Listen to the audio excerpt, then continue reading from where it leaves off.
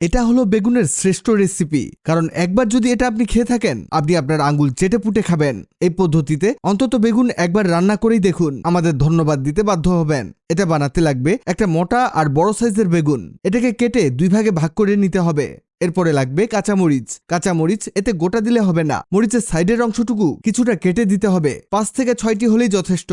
আরো লাগবে রসুন, 8টির মতো রসুন কোয়া লাগবে। এটাকেও কিছুটা কেটে নিতে হবে। এই দেখুন আমরা যেভাবে করছি আপনারাও ঠিক সেভাবেই করবেন। এবার লাগবে টমেটো। এখানে গোটা টমেটো দেওয়া যাবে না, টমেটোর নিচের অংশে সমানভাবে কেটে নিতে হবে। এবার এগুলোকে ভাজতে হবে। এর জন্য গরম তেলের মধ্যে দিয়ে দিন বেগুনের স্লাইস দুটোকে। এরপরে এক এক করে টমেটো এবং মরিচগুলোকে দিয়ে দিতে হবে। এখানে আমরা ডুবো তেলে এগুলোকে ভেজে নিব। আপনি চাইলে কম তেল দিয়েও ভাজতে পারেন। এখানে ভাজার ক্ষেত্রে অবশ্যই মনে রাখবেন মরিচ আর টমেটোগুলো কিন্তু বেগুনের আগেই ভাজা হয়ে যাবে, তাই এগুলোকে আমাদের আগেই তুলে নিতে হবে। আর বেগুনগুলোকে উল্টে পাল্টে আরো কিছুক্ষণ ভেজে নিতে হবে। আমাদের এগুলো খুব ভালোভাবে ভাজা হয়ে গেছে। এবার এগুলোকে প্লেটে নামিয়ে নিতে হবে। এবার সেই তেলে আবারও 2টো টমেটো ছেড়ে দিন। আর রসুনের কোয়াগুলোকে চামচের মধ্যে রেখেই তেলে ভাজতে হবে, যাতে এগুলো ছড়িয়ে না যায়। কিছুক্ষণ নাড়াচাড়া করলেই এগুলো ভাজা হয়ে যাবে। এবার এগুলোকে সেই প্লেটে নামিয়ে নিতে হবে। সবগুলোই খুব ভালোভাবে ভাজা হয়ে গেছে। এবার একটি বাটিতে ছাঁকনি বসান। আমাদের এগুলো ছেঁকে নিতে হবে, কারণ এর মধ্যে কিছু তেল রয়ে গেছে।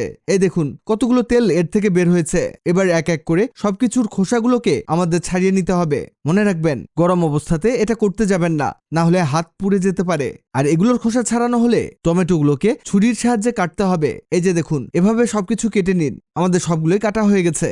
এই দেখুন এবার এগুলোকে আমাদের পিষতে হবে। আপনি চাইলে শিলপাটাতেও বেটে নিতে পারেন, তবে এগুলো পিষলে সবচেয়ে ভালো হয়।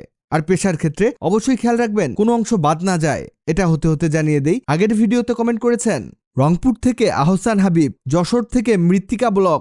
আপনারা যারা কমেন্ট করেছেন আপনাদের ধন্যবাদ। আমাদের এগুলো পেশা হয়ে গেছে। এবার এর মধ্যে কিছু জিনিস অ্যাড করব।